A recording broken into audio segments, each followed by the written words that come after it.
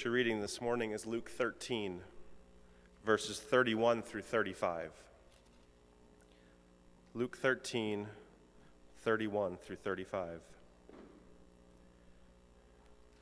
At that hour, the Pharisees came and said to Jesus, "You had better get out of here.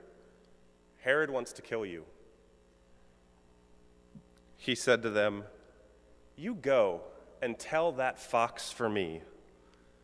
Listen, I'm casting out demons and performing cures today and tomorrow, and on the third day I finish my work. Yet today and tomorrow and the next day I must be on my way because it's impossible to kill a prophet outside of Jerusalem." Jerusalem. Jerusalem, the city that kills prophets and stones those who are sent to it. How often I have desired to gather your children together as a hen gathers her brood under her wings. And you were not willing.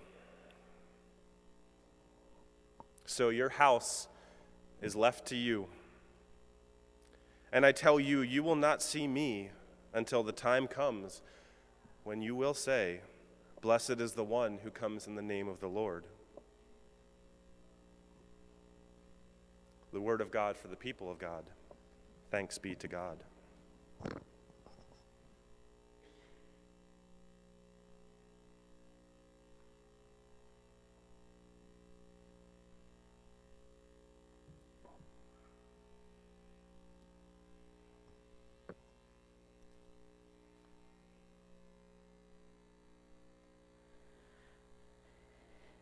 We are continuing our Lenten journey.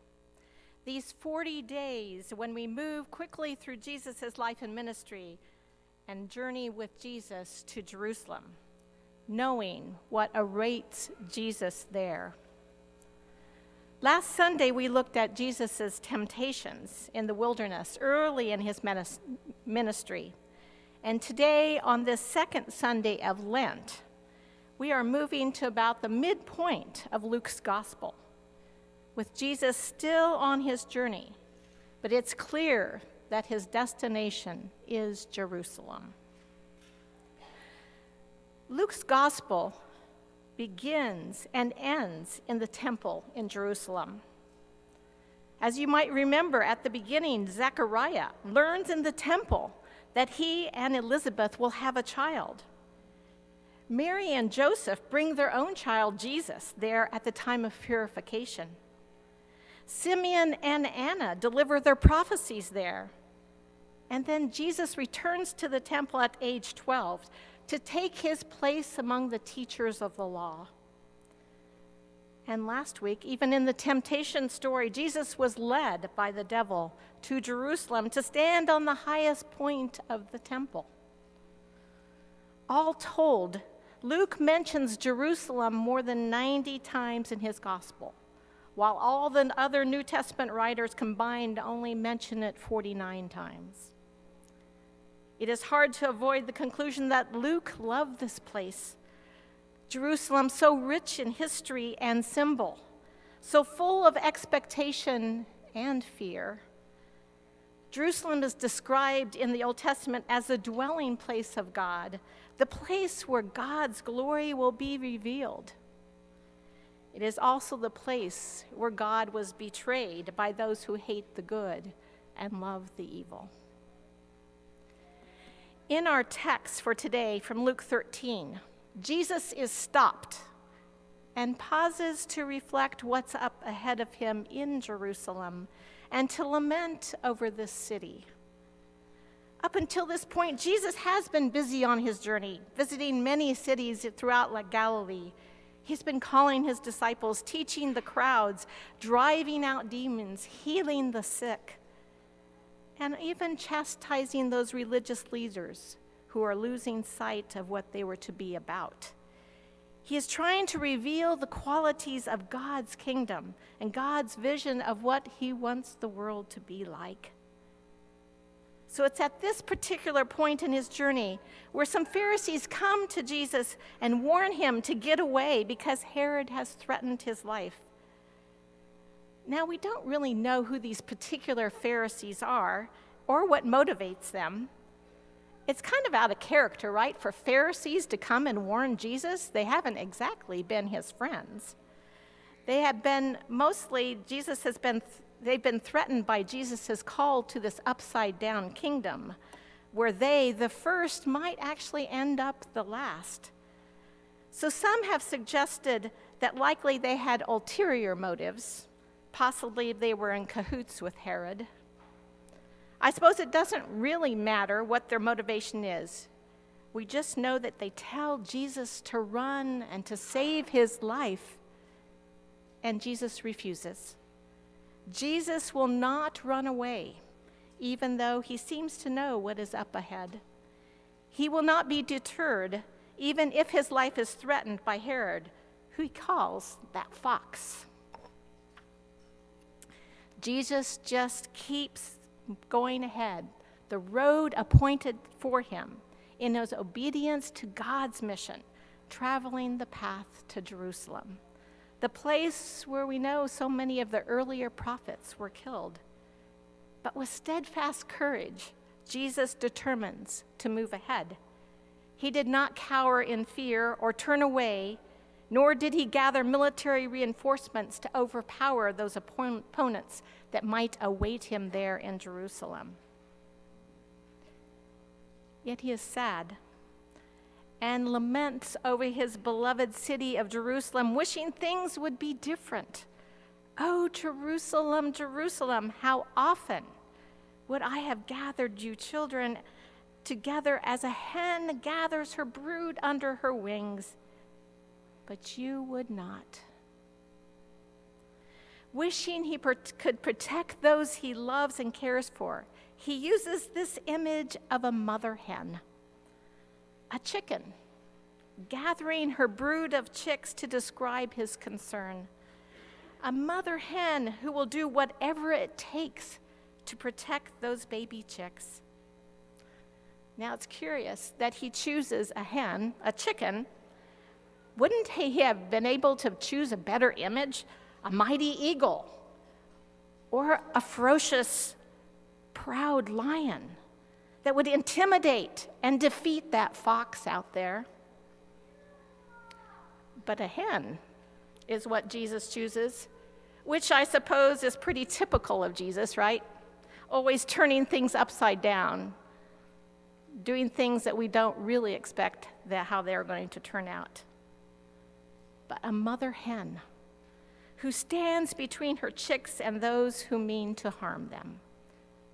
She has no fangs, no claws, no rippling muscles, no power. All she has is her willingness to shield her babies with her own body, even to the point of giving her own life in hope that they will be saved. This is the image that Jesus chooses to illustrate his overwhelming love. Anyone who has been a parent or has been in a parental role knows how deep your desire is to protect that child that you love and care for. You are willing to expose yourself to all kinds of dangers to ensure that the child is safe. And no matter how old that child is, this protective stance continues. Yet you also know that there is no way that you can protect that child from all that threatens their life. And that leaves you as a parent profoundly vulnerable. This characteristic of vulnerability is precisely what Jesus embodies, and by extension invites us to attribute to God, that God became vulnerable by taking on human form and becoming one of us through the incarnation. And so in Jesus' choice of his image of a mother hen, he shows his own vulnerability, which in fact spurs him on to courage to move forward. Vulnerability that nourishes, strengthens to do those things for those we love and want to protect at all costs.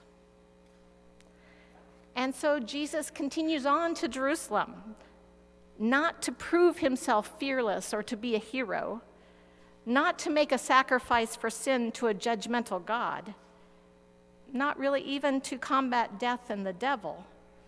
Rather, Jesus marches on to Jerusalem and embraces the cross that awaits him there out of profound love for the people around him, a mother's fierce love that will stop at nothing to protect her children. So if Jesus is this courageous yet vulnerable, self-sacrificing chicken, then that means that you and I are those little chicks. Those chicks that Jesus wants to gather in, but we are not willing. We are those chicks that are bent on ignoring the efforts of the one who would save us from all that would harm us. And so we enter this story as this brood of chicks who are too lost or too stubborn or too afraid to seek shelter, to scatter, too distracted, unable or somehow not capable to comprehend the very real danger that is threatening around us.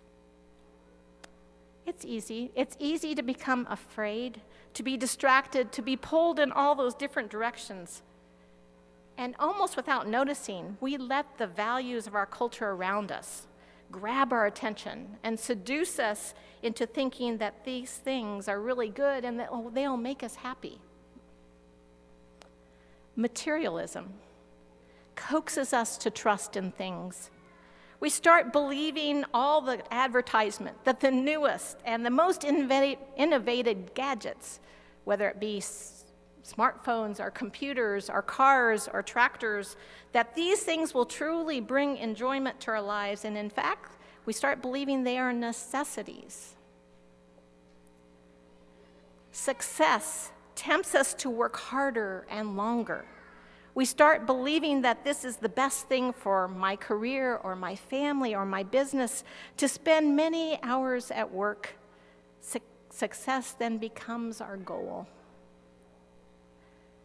Security persuades us to purchase more and more protection, more insurance to protect all of those things, more life insurance and retirement funds to protect our future.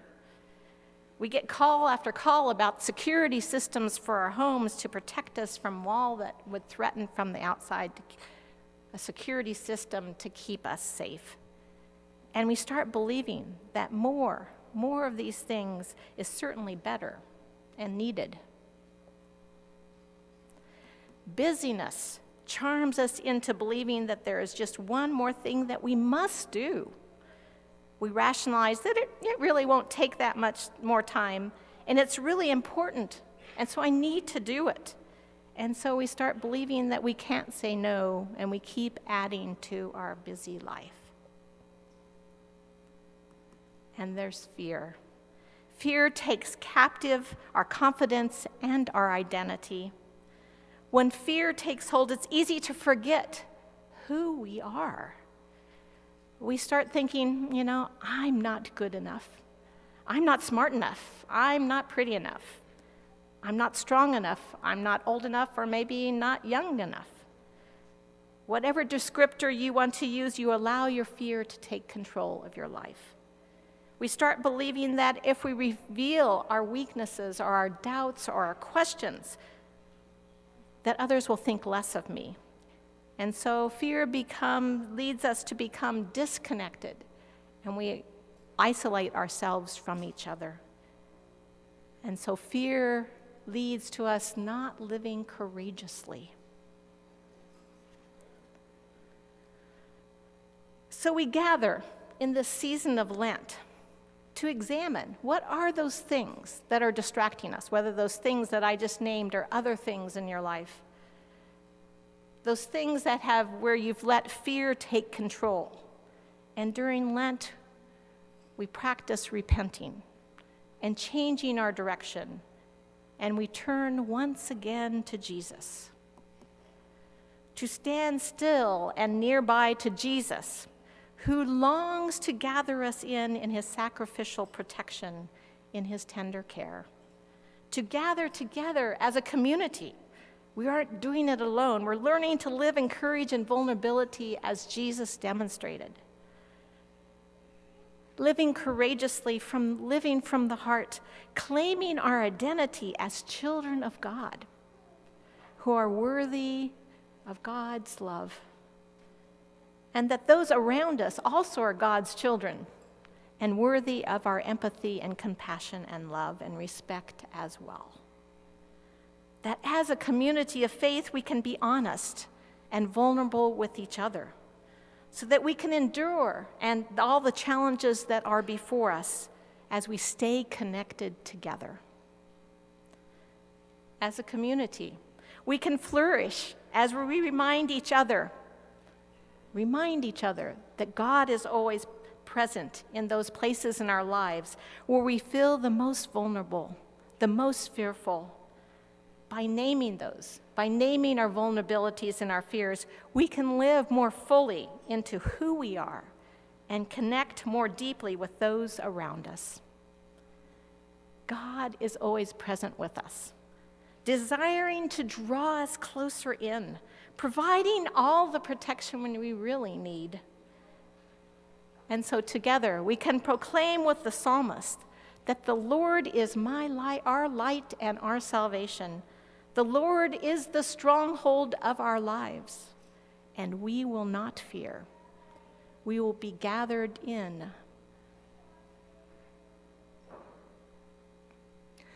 On the western slope of the Mount of Olives, just across the valley from Jerusalem, there sits a chapel built in the 1950s, rather new, in the shape of a teardrop. According to tradition, it was at this location that Jesus wept over the city that refused his loving care and protection. Inside the chapel, there is a high arched window that looks out over the city. Iron grillwork divides the view into sections so that on sunny day, the effect is that of a stained glass window. But rather than an artist's rendering of the city, one can actually see the city of Jerusalem. But down below this window is a mosaic medallion of a white hen with a golden halo around her head. Her red comb resembles a crown, and her wings are spread wide to shelter the pale yellow chicks that crowd around her feet. The medallion is rimmed with red words in Latin, which are the words of Jesus' lament over Jerusalem, and his wish to gather his children together as a hen gathers her brood under her wings. The hen is in the most vulnerable position in the world, wings spread, breast exposed, ready to die for those she loves. The very thing that Jesus did for us and for the world. God's compassionate dream and desire and bold determination is to gather us closer to God's embrace and God's love, in the same way as that mother hen gathers her brood of chicks under her wings of safe shelter. May we be willing to do so. Amen.